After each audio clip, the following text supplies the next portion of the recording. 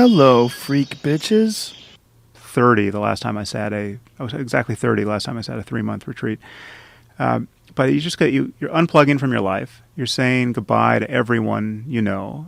For all you know, someone's going to die while you're on retreat. And so there's this real discontinuity with every project and every aspiration and everything you have going on. And also, most of the people in your life can't believe you're doing this. There's not much support. It's like it's just totally inscrutable to people that you would decide to do this. And then you essentially lock yourself in a closet. I mean, you essentially lock yourself in a room as big as these two tables, and then you're just left with your thoughts. And the problem is that just thinking itself, even thinking happy thoughts, is stressful. And when you really start paying attention to it, just the sheer automaticity of it, to not be able to stop the conversation, and you just can't stop talking to yourself for a second, and that now eventually you become concentrated on. In this case, the practice I was doing is called Vipassana, which is mindfulness meditation, and the practice there is just to become very keenly aware of. You start with the breath as an object of meditation, but once you get a little concentration, you open it up to everything. So sounds and sensations and even thoughts themselves become objects of meditation, where you're just noticing whatever arises in consciousness. But the difference between noticing a thought arise and pass away and being lost in thought is huge. I mean, it's the all-important difference, and it takes some real concentration to see a thought arise and pass away, because without the concentration, all of a sudden the thought's just you. It just comes up from behind in a way, and you feel identical in a strange way. You feel identical to this sentence in your head. You feel thoughts are just sentences and images. I mean, when you actually look at what a thought is, it's very hard to see how it could ever define your subjectivity in the first place. It's just like, your thoughts are no more substantial than the sound of my voice. I mean, you're just hearing the sound of my voice as a kind of appearance in consciousness right now, and it's not defining you. You don't feel identical to it. It doesn't have a real implication so much for how you feel. You're not. It's just it's easy to see, or in this case hear, that it is just an appearance in consciousness. It comes and it goes, it starts and it stops, and it's all sort of in plain view. But with your own thoughts, with your own voice, it sneaks up on you in a way that is, and even to use the word "you" in this case is a little misleading, because it colors consciousness and trims it down in such a way that it just feels like you. It doesn't. It doesn't feel. It does. It's you feel. I mean.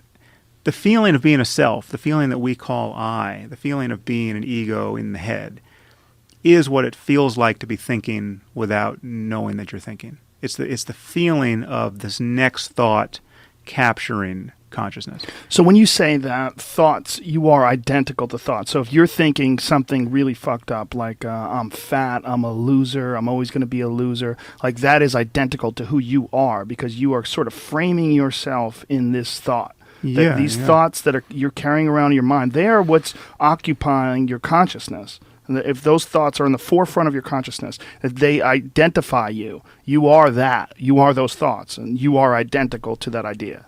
Yeah, and they're driving behavior, and they're driving emotion, and they're driving each subsequent train of thought. So it's determining the future expressions of your consciousness and your body as well. So you're and again, I'm not separating the mind from the body here. I mean, all of this is, we could talk about this in terms of events in the brain as well, but it's much easier to talk about it in terms of our first-person experience as thoughts and moods and emotions, etc. But for the purpose of this argument, there's no doubt that the brain is doing this.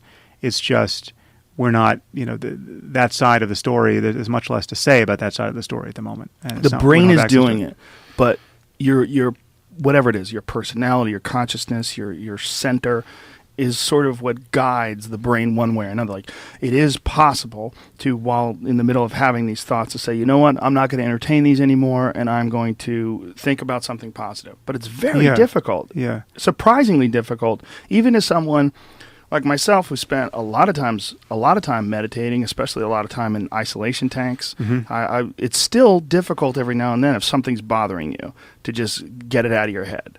Like, especially for me, one of my main issues is my work. Like stand-up comedy, for instance. Like if I have a show and I fuck a bit up, if it goes wrong, like if I have 2 shows in a night and I fuck a bit up on the first show, I'm okay. If I could redo it on the second show, we're good. But if I fuck it up on the second show, God damn it, now I have to think about that thing all night. And I'll try to let it go. I'll try to get it out of my head, but I rationalize it by saying the only reason why I've gotten so good is because of this crazy obsession that I have with getting it correct. And that when things go awry or when I go down a bad path, it doesn't quite pan out, and then I have to sort of restart the whole conversation on stage, that uncomfortable moment and then the subsequent uncomfortable recollection of that moment is the very motivation that's led me to be a good stand-up in the first place. So I kind of rationalize it. But fuck, man, when I'm eating dinner after a show and I just flub one word that fucks up a joke, I'll be in the middle of eating pancakes going, shit. I can't get it out of my head. It doesn't matter. I have a wonderful wife and a beautiful family and great friends and a fantastic job and a dream life. Doesn't matter. I flubbed a word. You fucking idiot. Like why I'm cutting into my food. Ah! Yeah. Well, that's an interesting moment because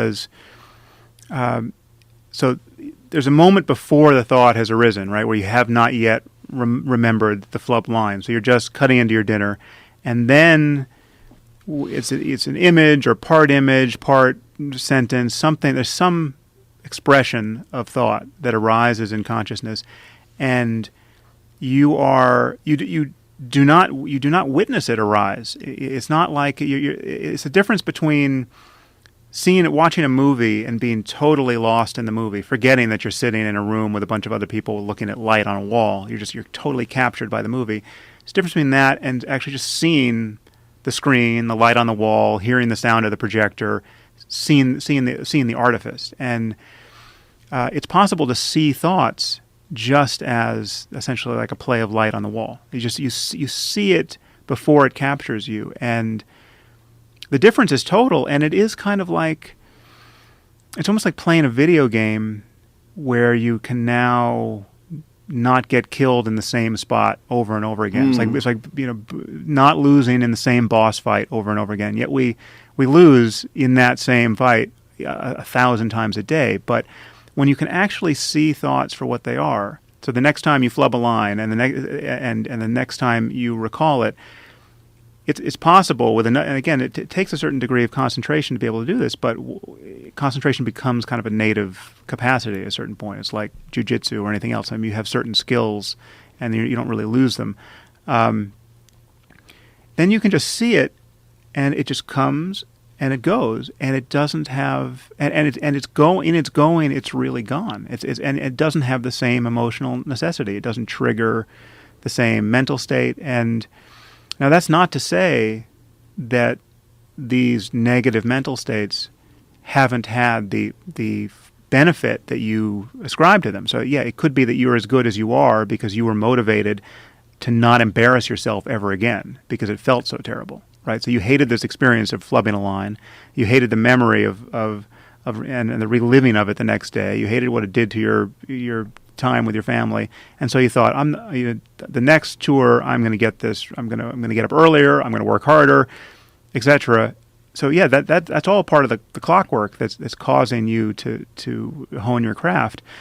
But I would argue that a little mental suffering goes a long way. I think we 9 times out of 10 or 99 times out of 100. We suffer unnecessarily, and there's no good comes from it. It's not actually making us better people. It's making us more neurotic people. We're more worried. We're worse husbands. We're worse fathers, and it's time to break that spell. And then you can selectively be as uptight and neurotic as you want. It gives you a kind of freedom to pick your priorities in a way, rather than be captured by just whatever the next thought happens to be. I've also found, for me personally, that discipline and diligence are the best mitigating factors for dealing with neurotic thoughts. Like if I have an issue, one of the big issues, if I've ever had anything go wrong, was that I didn't work hard enough. So if I know for a fact that I worked as hard as I could, like back when I was competing, that was a huge issue. And it also mitigated nervousness. Because, look, whenever you're involved in a competition as terrifying as a full contact martial arts tournament where concussions are not just likely, but it's there's 100 people fighting in this tournament. Someone's going to sleep. Someone's going to get knocked out. Is it going to be you? Someone's going to get their nose broken. Someone's going to get hit. A lot of people are probably. If I trained really hard, if I know I did everything that I could, I ate right, I slept right, I put in all the practice, I worked on all my weaknesses, I didn't neglect my strengths, I was much less nervous, and much better at dealing with losses. Whereas I think losses for martial artists can be insanely devastating. Like, I was listening to this interview with Travis Brown. Do you know who he is? No. UFC heavyweight, one of the top 5 guys in the world. Great fighter. Lost recently to Fabricio Verdum in a title elimination fight. So Fabricio's gone on, and he'll be fighting Cain Velasquez for the heavyweight title now in October in Mexico, in a huge... October or November? November. I believe it's November. One of those. He's fighting... Cain Velasquez for the title. Huge fight. It could have been Travis Brown. Travis Brown lost the fight by decision, and he lost without a doubt, but wasn't embarrassing.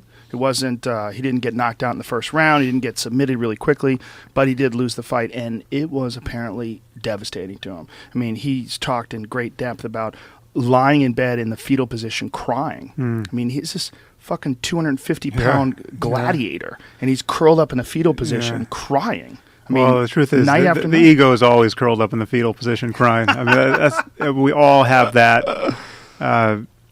part of ourselves, and it's I mean, and that's what is so excruciating about the self. I mean, the self really is the center of our problem. And when things are really going well, we are consoled by how well they're going, but we know it's vulnerable to change. I mean, you're only as good as your last appearance in some sense. I mean, I could do something incredibly embarrassing in the middle of this podcast, and that will be the thing I'm thinking about tonight. And I'm thinking, God, I can't believe I fucked that up so bad in Joe's podcast. And that you're always vulnerable to that for as long as you're in the center of this thing, vulnerable to what other people think about you, and captive of your really crazy rehearsal of experience. I mean, when something like this happens to you, just think of how many times you repeat it to yourself. It's like you tell yourself the same story 15 times a minute for hours, and it doesn't strike you as insane, but it actually is insane. It's like if your thoughts could be broadcast on a monitor for other people to hear, and they could hear you repeat yourself over and over and over again, it would seem starkly crazy.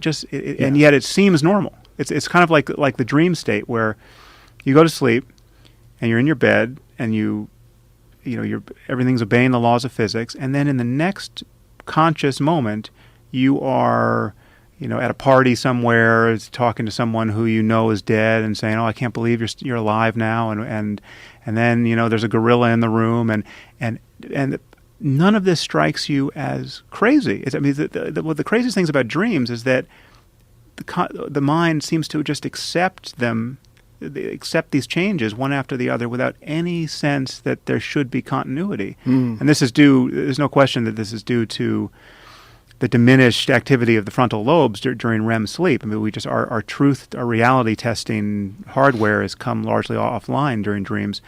But there's something analogous happening when we're just thinking in the waking state, because thoughts don't make much sense, because the repetition we don't notice how crazy the repetition is, and we would notice it if we were talking to each other. If I was telling you the same thing 15 times in a row, without honoring your expectation that I might move on to another topic, you would notice, and I would notice, right?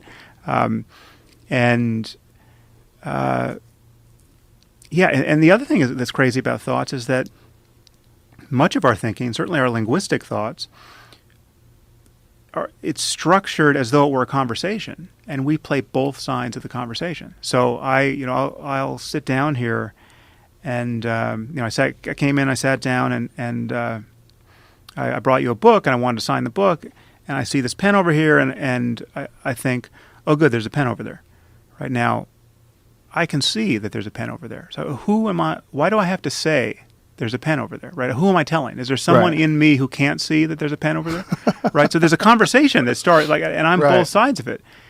That doesn't make any sense, right? And yet our subjectivity is continually it is discursive in that way, and they're just voices talking to each other. And there's not only are there not two of us in there, there's not even one of us in there. There's not the thinker isn't there, but we seem to have two of them. It's like we're constantly talking to mommy and daddy, and in fact, that could be the way this conversation gets internalized, because I can see it in my kids now, where they sometimes I'll listen to my daughter playing by herself, and she's talking to herself out loud in the way that you'd have to be sort of crazy to do as an adult, but as a kid you're just talking out loud, and eventually we all learn to internalize that conversation.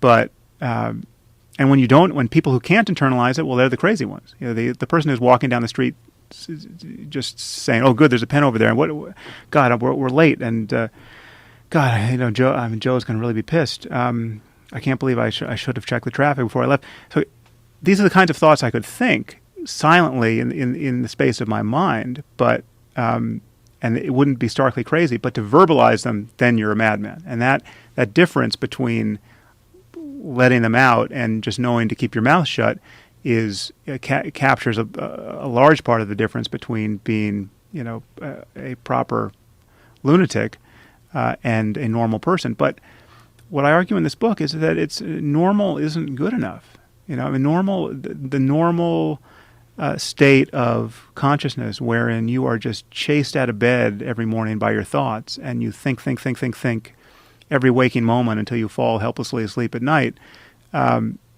That's not necessarily a happy place to be, and it's not the only alternative. And so, and again, and thought is not that the goal is not to have a mind without thoughts. I mean, we need thoughts, and you can't. Everything we do as human beings, for the most part, it requires thought to get off the ground. So our relationships are based on thoughts, and every public institution and science. It's this conversation we have with ourselves and with others is based on language, almost, and concepts that are mediated by language. And